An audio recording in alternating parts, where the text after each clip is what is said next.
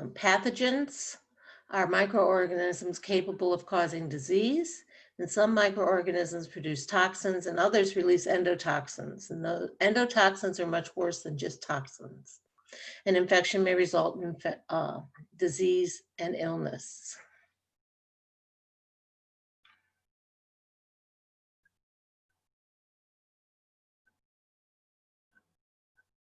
So there's different kinds of infectious agents. We all know about bacteria and viruses, but prions are little pieces of protein that cause problems. Protozoa is an actual one-cell animal that can get into your system and cause an infection. Ricsettias, fungi, helminths, and other mycoplasms and chlamydia. Single-cell microorganisms lacking a nucleus. This is a bacteria. It does not have a nucleus, okay?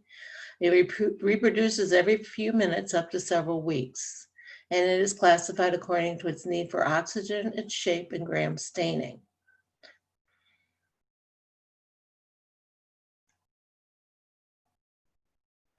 So bacteria that have a need for oxygen, we call those aerobic bacteria, okay? It needs oxygen to grow and thrive. Anaerobic bacteria can grow only without oxygen. So they're found deep in tissues where there is very little oxygen source for them. Gram staining is how we determine the difference between different kinds of organisms. When it says gram positive bacteria, that means that when we're doing the test, the bacteria retains the stain. Gram negative bacteria takes up the counter stain, or it does not stain as the positive ones do. There are different shapes of bacteria: cocci round, bacilli rod shape, and spirochetes are spiral or corkscrew shape. When you have a group of coccis that grow in chains, it's called streptococci, and they are related to strep bacteria. If they are in pairs, they're diplococci, and if they grow in clusters, like a little bunch, then they are called staphylococci. We identify them by chemical testing and growing cultures. And what that is we take the culture, or you do a swab of the area. We put that culture on in a petri dish with a growing medium and see what grows. That's how we know what size and shape it is. Then we do sensitivity testing. So each petri dish has a different type of antibiotic in it, or there's different areas of antibiotic in the petri dish. And so when they run it over it, those that will kill the bacteria don't grow any bacteria.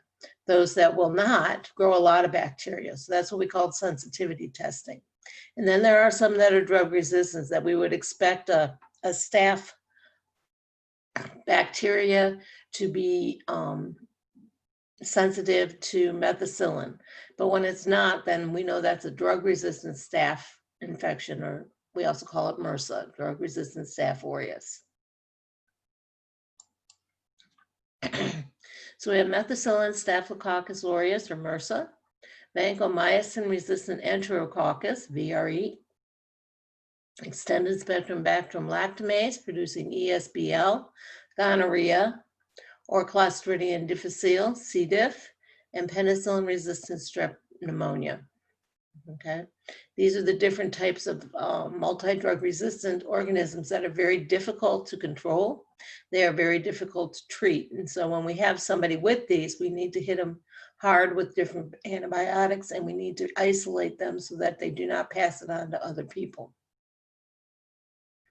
Part of the reason these drugs become these bacteria become drug resistant is because people don't finish their antibiotics and they don't kill off all the bacteria that it needs to be killed off.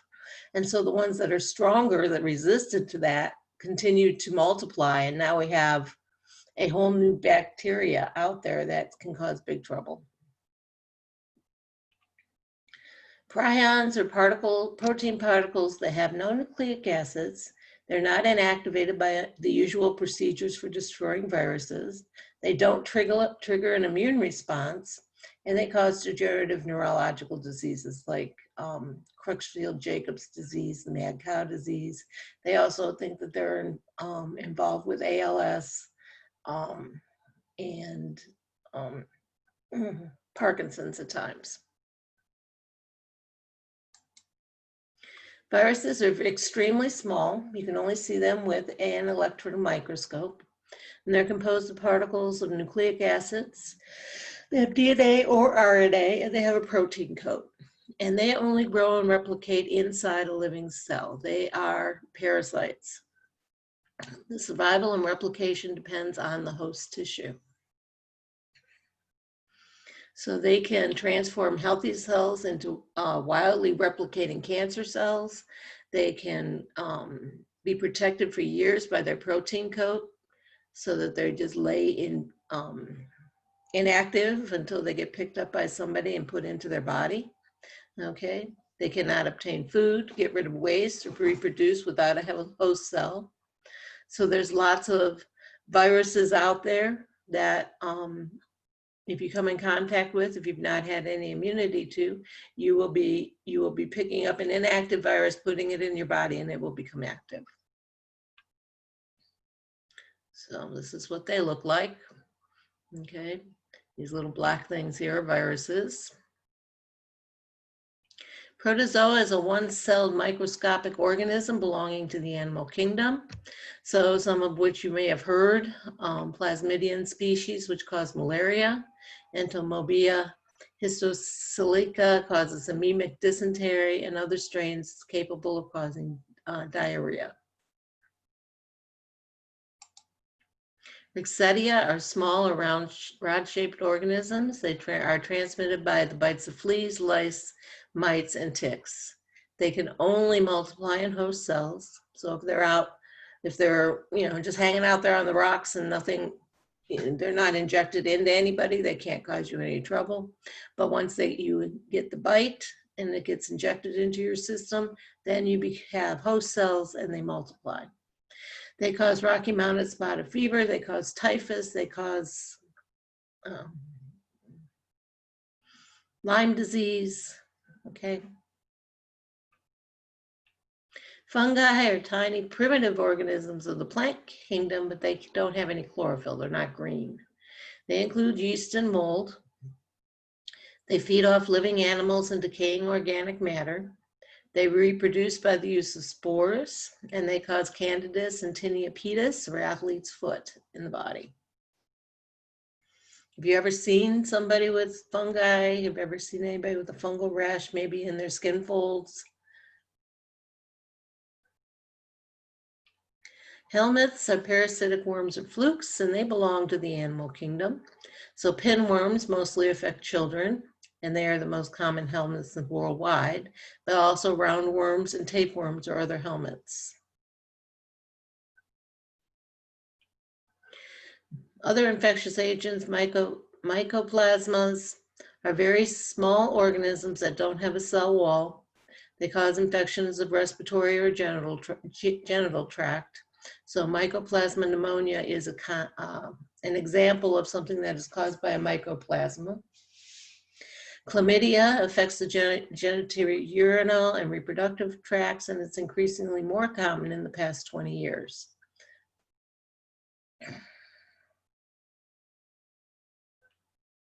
So here's our chain of infection. An infectious disease is spread from one person to another in a continuous chain. There are 6 links. There's the causative agent, that's the beginning, that's what's causing the infection.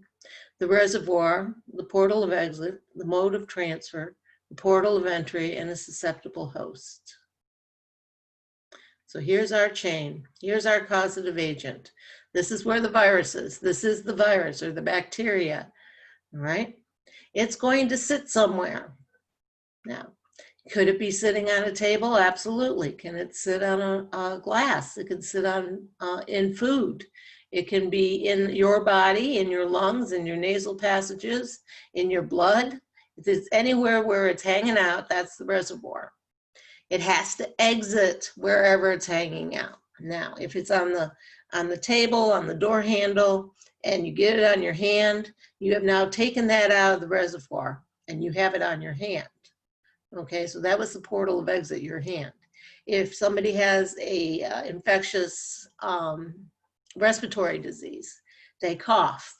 The bacteria or the virus comes out of the lungs, is now in the air, it has exited the reservoir. Okay. The mode of transfer is how it gets from the reservoir. You know, we've gotten it into the exit. Now, how does it get into you? The mode of transfer is you have that bacteria from the door handle on your hand and you rub your face and get it in your eyes or your nose. Okay. If it's the respiratory virus that's in the air, you come in, you breathe in that virus, and it's now in your lungs. Okay, so it's being the mode of transfer is how it's transferred from the portal of exit to you. All right, portal of entries: eyes, mouth, respiratory tract, genital urinary tract, your skin. Okay, your number one defense against any infection is your skin. It's the largest organ in your body. Okay, if you have a break in your skin, bacteria, viruses, etc., can get into your body. And more importantly, you need to have a susceptible host. The host who's run down, they've already got another disease, they've got a immune system disorder. Okay, they are under stress. These are all susceptible hosts. Age makes you a susceptible host. Young children, babies, and older adults are susceptible hosts. Now they have the causative agent, and it can start all over again. They can have that sitting in their body, and it exits, and transfers to somebody else, and this is how the infection spreads.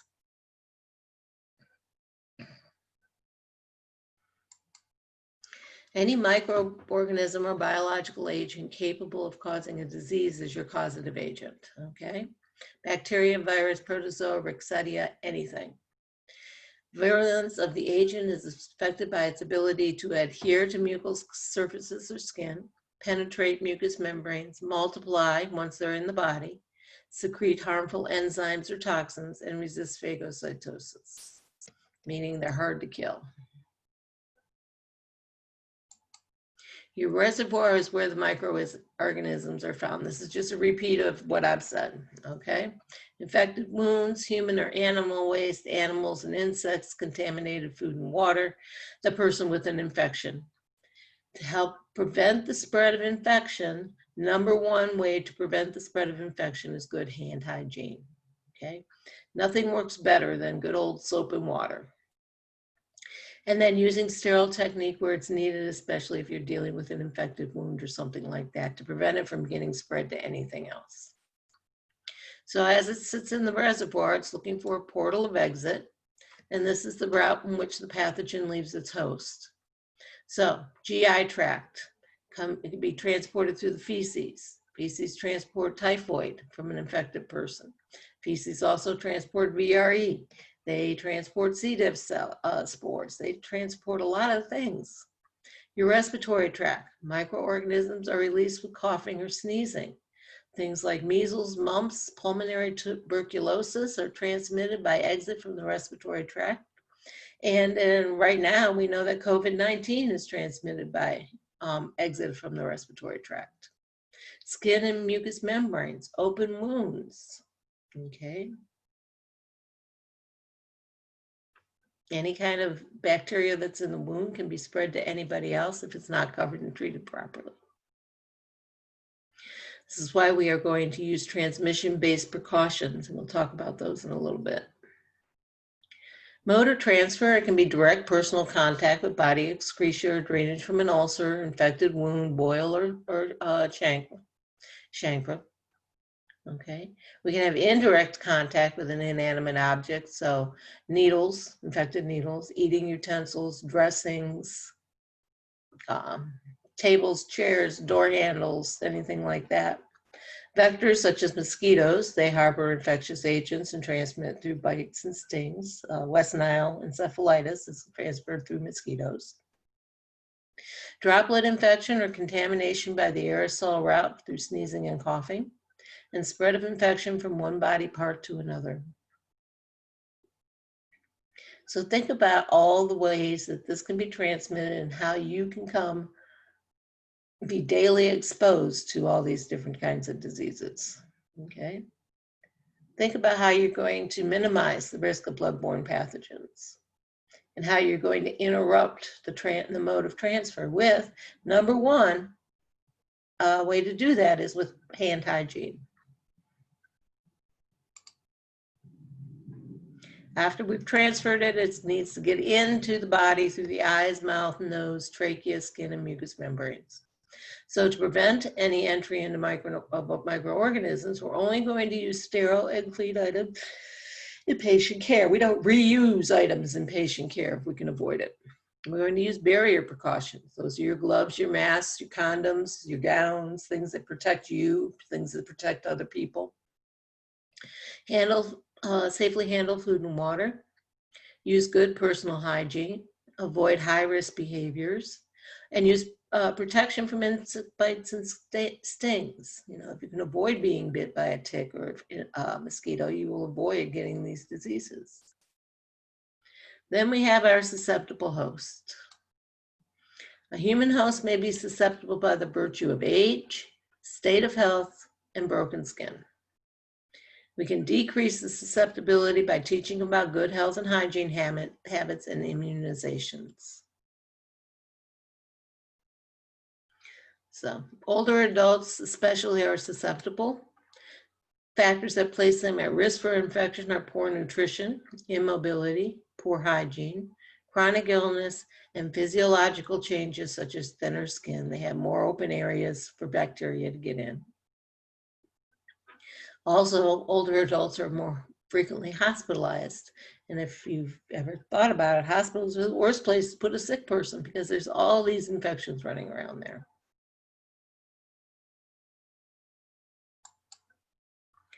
Your body has defenses against infection. Intact skin is the first line of defense against infection. Our mucous membranes secrete lysozyme, which is a antimicrobial substance that helps decrease the number of microorganisms. Cilia in your respiratory tract help push those microorganisms out of your lungs so that they can't get into the cells and reproduce. Your liver has what we call Kupffer cells. Those Kupffer cells are antimicrobial, and they kill anything that comes past them in your blood when it goes through your liver. And then your gastric secretions are also important for your defense against infection. If you think about it, your stomach is full of hydrochloric acid. It has to be able to withstand the hydrochloric acid in order to cause an infection. Once it gets into the body, we have a second line of defense. First part of that being a fever. A fever is an increase in your metabolism, and it makes your body hotter. It slows the growth of many pathogens until other defenses in your body can get mobilized. So fevers are not necessarily a bad thing.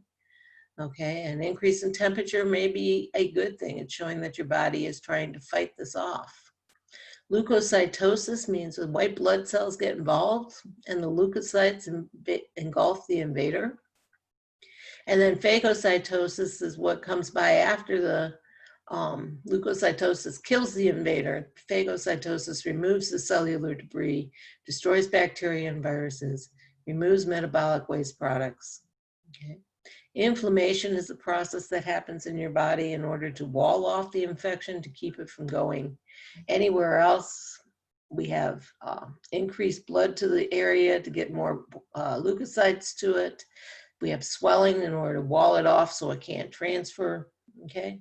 And then interferon stimulates antiviral proteins that will help get viruses under control. Okay, so can you differentiate between viral and bacterial infections? Yes, you can. You're going to see a large increase in the percentage of monocytes, and that indicates a bacterial infection. The inflammatory response is a localized protective response brought on by injury or destructive tissue. Blood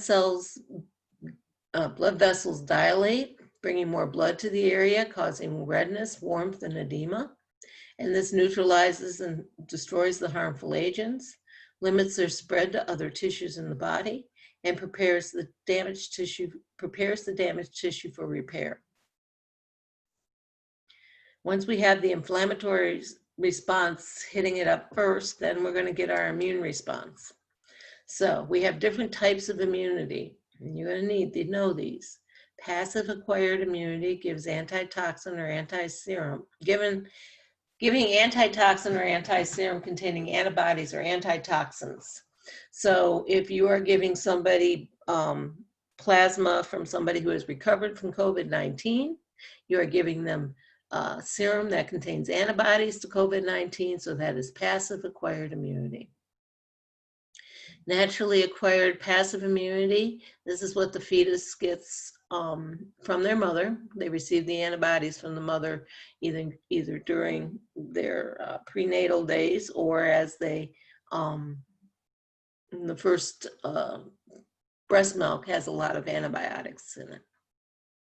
Artificially acquired immunity, these are your immunizations, your flu shot, your hepatitis B shot, your measles, mumps, and rubella, your tetanus. And then passive artificial acquired immunity is when we inject antibodies derived from the serum of infected people or animals. Okay, lot like passive acquired immunity. Okay, this is where we're mixing our own little cocktail, and it's artificially acquired immunity. So we know that you have to have certain vaccinations to be current to work with patients. So think about what you need to have and why you need to have it, and so that you can have everything up to date when you go into clinical. So, questions. Which person is at highest risk for developing the hospital-acquired or nosocomial infection? Okay, so we have a visitor, an employee, an 80-year-old cancer patient, or a 6-year-old getting ready for discharge from the hospital.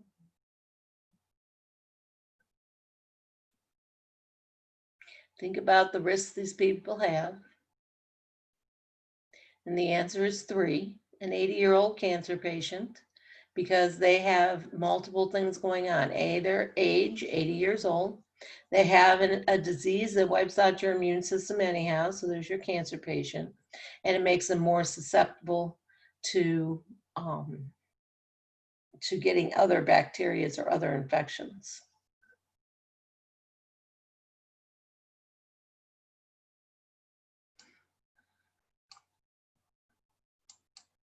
Okay, so let's see how we can avoid picking up our protective mechanisms in asepsis that keep us from getting transfer of microorganisms. Okay, so we're going to identify the means for removal or destruction of microorganisms on inanimate or animate objects.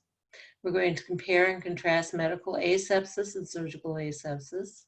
We're going to describe accepted methods of disinfection and sterilization.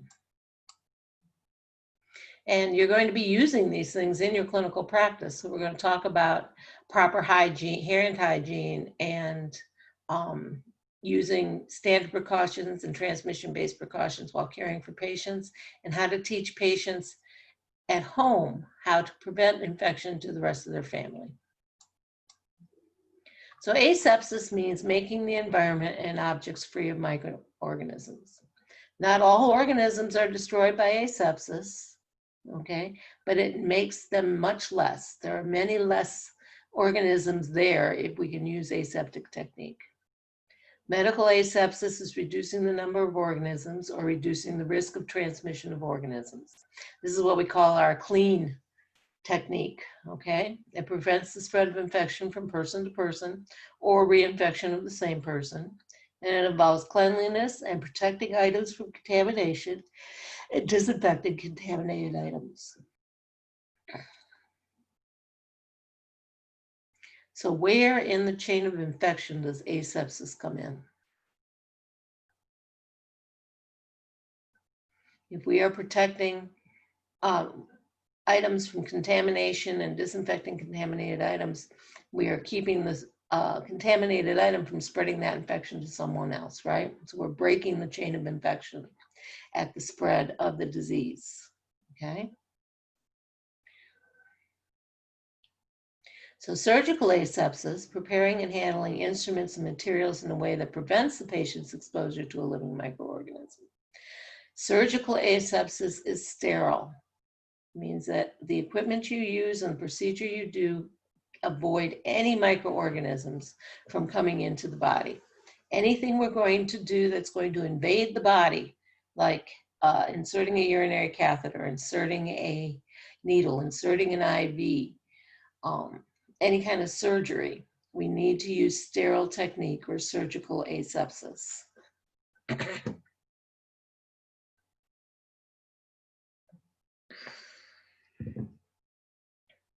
So when you're doing surgical asepsis, it routinely means that we have to prepare the skin of the patient. We need a 5-minute hand scrub for surgical personnel. We have to have scrub attire for all personnel, sterile gowns for physicians and scrub nurses. We need to use sterile drapes. We need to use sterile instruments. Many of those are single use. We just throw them away. Others we have to go and re-sterilize. And increase the practice of preoperative prophylactic antibiotics so that we can decrease the microload inside the patient before we go ahead and cut into them. Hand hygiene is the most effective way to reduce the microorganisms on the hands. We also have to use gloves to prevent contact with any body fluid. And you have to perform hand hygiene before and after giving care to a patient. We scrub in and we scrub out. Okay, you have to do hand hygiene when you come to the patient and when you leave the patient, every time you come in and every time you leave. Alcohol-based hand rubs are effective than hand washing and ridding hands of microorganisms unless we are talking about spores like C. diff. C. diff only is reduced by soap and water, okay? So you can use an alcohol-based hand rub whenever your hands are not visibly contaminated. Okay, it used to be we had to wash our hands every 5 patients or so. That is no longer the case. It's always recommended that you wash your hands in between patients, but if all you have is hand sanitizer, it's okay.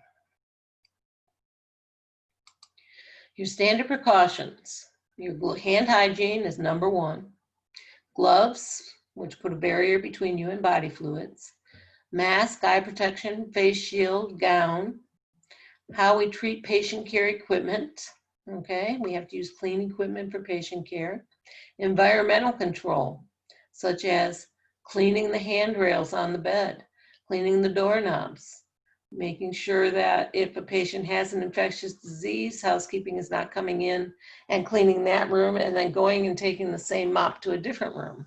Okay, linens need to be clean. Occupational health and bloodborne pathogens. I know we've talked about this a little bit already, but our bloodborne pathogens are hepatitis B, C, D, and HIV is a bloodborne pathogen, okay? And any exposure to that we would have to report. And then patient placement. We will put patients who are at risk for high risk for infection in a private room. We will put patients who have the same infection together. It's called cohorting, okay? So everybody needs to practice standard precaution. The staff, your aides, anybody going into the room that is in a room that has, protective equipment available for them. That includes family members, it includes friends. Everybody needs to practice barrier precaution in order to prevent that infection from that patient going anywhere else. So we use gowns as a clean barrier. It must be impermeable to water, and you must remove it after use, being careful not to contaminate your skin or clothing. And we will talk about this during lab on how to take a gown off and how to put it on. A mask is applied before entering the room if the chance of contact with an airborne pathogen or being splashed with body fluids. Okay, it needs to be over your nose and mouth and secured by the elastic bands or ties. You have N95 respirator masks, which everybody I'm sure has seen or heard about on the news. These are worn when entering an area where pulmonary tuberculosis or other dangerous airborne microorganisms are present. N95 respirator masks are recommended for healthcare personnel taking care of COVID patients. And what they do is they prevent air from coming in. When you breathe in, the mask seals to your face, and so that it does not allow bacteria to get in through the mask or through the sides.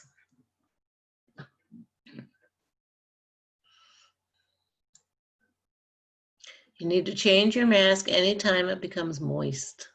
Wet masks do you no good.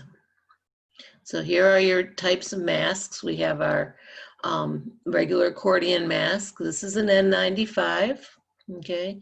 And this is a shell mask. This is not an N95, all right?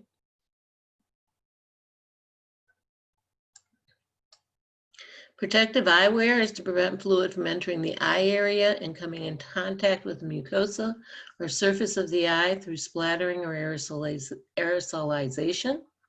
Okay, so it could be goggles, face shields, glasses with sides and top pieces, anything that's going to keep your eyes from getting hit with the mucosa or your eye mucosa being hit by any kind of body fluid. Okay, so we're going to perform wear eyewear when we're performing oral, nasal, tracheal, or endotracheal suctioning. Okay, when you're doing wound irrigations, anything that's going to splash. If you're performing an assisting procedure in which blood or other body fluids might splatter, like insertion of a central venous line, also recommended during changes for colostomy or ileostomy bags because they tend to splash a lot too. The head covering is worn of danger of contamination of the hair or if the microorganism's residence in the hair might endanger the patient. And we need to remove that also carefully. We do not want to touch any dirty areas on our personal protective equipment when we're taking it off. So if you are entering a room with airborne precautions, then you want to put a head covering on because airborne means that the bacteria is floating in the air. The microorganism is floating in the air and you don't want to walk through a sea of microorganisms with your hair exposed because the next patient you go to may shed some of those microorganisms and cause them to be sick too. You're going to remove that carefully by getting your fingers underneath the elastic and handling only the inside surface of a contaminated head cover. Shoe covers so that the pathogens are not carried out of the room. So if you have a room with airborne precautions and or droplet precautions, shoe coverings are probably a good idea so that you can walk through the room and then take them off when you exit the room to keep from carrying those bacteria to the next room. Gloves. We use gloves for standard precautions. We use gloves for every patient when there is a chance of coming in contact with blood or body fluids, mucous membranes, non-intact skin or secretions. Using gloves reduces the possibility of transmissions of microorganisms from the nurse to the patient and from the patient to the nurse. Okay, gloves are standard precautions. Standard precautions will be your hand hygiene and wearing gloves. Those are what we call universal precautions. Never reuse or wash gloves. You need a clean pair for each person. If your gloves get dirty while you're using them and then you're going to put a clean dressing or something on, you need to change your glove and wash your hands. If your patient has a latex allergy, you may find that it causes redness, local inflammation, and pruritus of the hands, and it could also cause anaphylaxis. So we want to use gloves appropriately, not for routine tasks, not where you're going to come in contact with no body fluids. Remove them directly over the trash receptacle without snapping them off. That keeps the latex from getting in the air. We do not want to use petroleum-based lotions under latex gloves because the petroleum-based lotion will cause the glove to disintegrate a little bit and your skin will react with the latex. Okay. People who are at risk for development of a latex allergy are people who've had multiple surgical procedures, people who are allergic to bananas, kiwis, or avocados, or have a history to reaction to other latex-containing products. Okay. If, as a healthcare worker, you are allergic to latex, by law, the employer must supply an alternate type of glove for you. Disposals of sharps. They need to be placed directly into the special red puncture-resistant sharps biohazard container immediately after use. All needles, IV cannulas, and items that may cause a skin break are placed in the sharps container. Okay. Sharps containers should be replaced when they are 2/3 full. Do not try and push one more needle into that sharps container because it could bounce back out and stick you, or another needle could stick you, and then you don't know where that needle came from. Just take the time to replace the sharps container. Needles need to be put directly into a sharps container. They shouldn't be laying around on the table until you're done. That's how other people get stuck with needles, because like by housekeeping or dietary comes in to grab the tray and they get stuck by the needle that is on the tray table. So always dispose of your needles properly. Contaminated wastes have to be disposed in a sealed, impermeable plastic bag marked contaminated waste biohazard. So soil dressing, used sanitary pads, suction drainage containers, any other item that has been in contact with body fluids should be placed in a red biohazard bag for disposal. When we're cleaning a room, we need to be able to kill or inactivate the pathogen by disinfection, sterilization, or sanitizing agent. So we want to clean and remove debris with cold water, and then wash and scrub in hot water using a stiff bristled brush to clean it, and then rinse with hot water and dry. So anything that is going to be reused by patients, like IV poles, perhaps you reuse your nebulizers that go from room to room. All these things, the equipment that goes from one patient to another needs to be cleaned in between in order to prevent the spread of infection. So when we're talking about disinfection, we're eliminating some organisms. We're not eliminating all organisms when we disinfect something. We use compounds such as phenol, alcohol, or chlorine. And a recommended disinfectant we tell patients when they're going home is 1 part chlorine bleach to 10 parts water to use as a spray to clean things. And we use it on bacteriostatic, or we use bacteriostatic or bactericidal agents. Bacteriostatic means it stops it from reproducing. Bactericidal means that it kills it. Okay. So disinfection is in part an important part to clean the environment. We're not going to use chlorine bleach on people. Okay. Sterilization is the best method for eliminating microorganisms, and there's 5 methods of sterilization: steam, dry heat, ethanol oxide, low temperature gas plasma, and radiation. Okay. Radiation is used in materials that are susceptible to heat damage so that they can't be put into the sterilization machine. Okay. But the ethylene oxide is very frequently used on medical equipment. Sepsis in the home environment are a solution of 1 to 10 chlorine bleach in water used on counters and bathrooms. Run the dishwasher on a sanitized cycle, or run the dishwasher twice.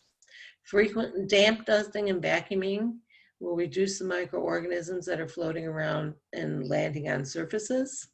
Forceps, scissors, and other instruments can be washed with hot water and detergent, then soaked in a bleach solution in order to decrease the microorganisms on there that you're using for, say, dressing changes at home.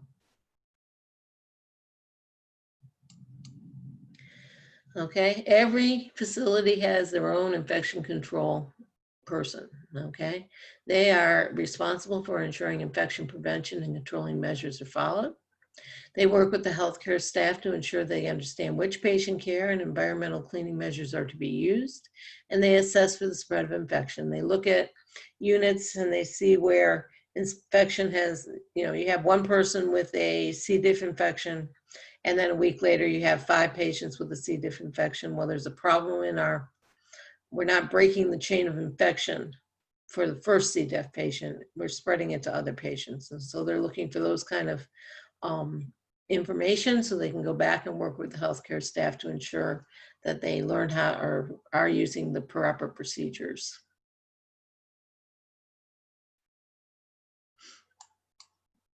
Question number 2, the most effective way to destroy all types of microorganisms is to do what? Expose them to moist heat at a high temperature for 16 to 20 minutes. Expose them to dry heat at a high temperature for 5 minutes. Wash them thoroughly for 5 minutes, or wash them thoroughly for 15 minutes under warm, soapy water.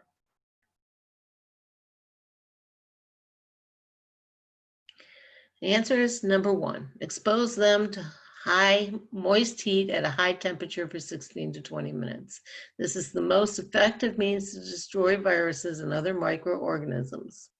Okay, and this is accomplished by using an autoclave. You may have heard about that in other classes. This is how you sterilize equipment. The LPN is going in for her annual review, and she is told to stop by employee health to get a hepatitis B shot.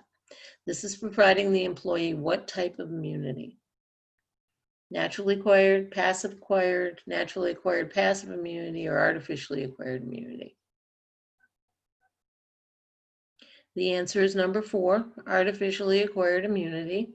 It's achieved through the injection of vaccines that contain dead organisms such as polio, measles, influenza, and hepatitis B. And passive acquired immunity occurs when a person is getting antitoxins such as tetanus. So protects the person from the current invasion but does not provide lasting immunity. And naturally acquired immunity is when the microorganism to which the body has